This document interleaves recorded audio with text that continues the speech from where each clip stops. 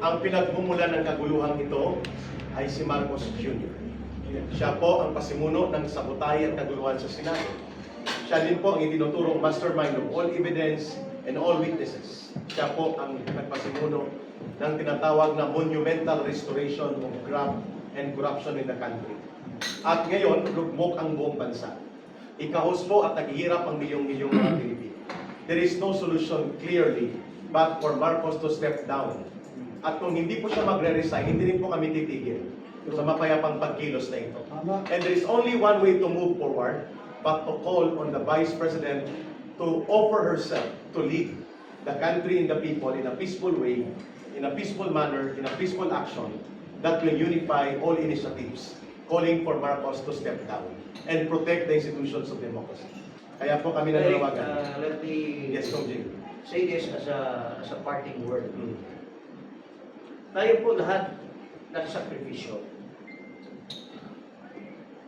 Because we are not after kung sinong papalit, but we are after na matigilan na itong panggagahasan ng gobyerno ni Marcos.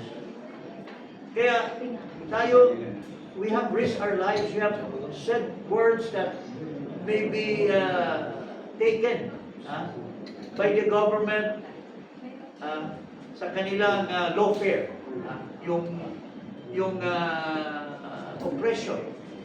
Kaya, once more, nakikiusap po ako.